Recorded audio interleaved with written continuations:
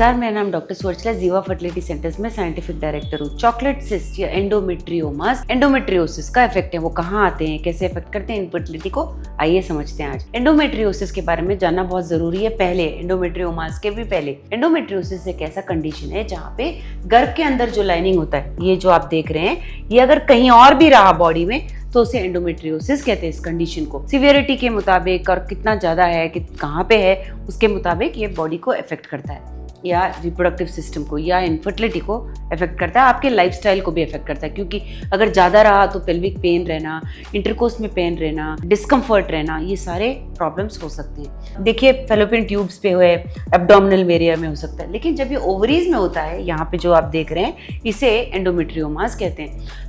Usually क्या होता है, जब पीरियड्स के दौरान एंडोमेट्रियम तैयार हो रहा होता है, ये टिश्यू जहाँ भी है वो भी तैयार हो रहा होता है। जब पीरियड हो रहा होता है तो ये टिश्यू जहाँ भी है वो भी ब्लीड होना शुरू होता है। लेकिन जब ओवरीज में ये एंडोमेट्रियोटिक टिश्यू होता है तो ब्लड कहीं जाने के लिए होता नहीं है, तो वाटर फिल्ड सिस्ट के जैसे खून से भरा हुआ बनता जाता है। ये खून पुराना होता है, डार्क होता है, चॉकलेटी होता है, तो चॉकलेट सिस्ट नामक ऑर्गन कहा जाता है इसे। ये बहुत डेंजरस होता है क्योंकि अगर इसका साइज बहुत बड़ा है तो इर्द गिर्द जो भी अंडे हैं उनका क्वालिटी को कम करता है, उनके नंबर को करता है कम, और इसकी वजह से इनफर्टिलिटी हो सकता है। चॉकलेट सिस्ट पेनफुल हो सकता है क्योंकि अगर जितना बड़ा है उतना डिस्कम्फर्ट होता है, पेट में दर्द होना, इंटरकोर्स के दौरान दर्द होना, पीरियड्स के टाइम बहुत पेन होना, ये सब प्रॉब्लम्स हो सकते हैं। और इन सब के साथ साथ आपको इनफर्टिलिटी भी हो सकता है। ट्रीटमेंट ऑप्शंस बहुत हैं, मेडिकेशंस के साथ कभी कभी ठीक किया जा सकता है। जब अगर बहुत कम चॉकलेट सिस्ट का साइज वगैरह है तो कॉन्ट्रासेप्टिव पिल्स या GnRH एगोनिस्ट देते हैं, जिससे इसका इफेक्ट कम हो सकता है। अगर फिर भी नहीं कम हो रहा है तो आपको लैप्रोस्कोपिकली ये प्रोसीजर करा लेना चाहिए, सर्जिकल प्रोसीजर, जहाँ पे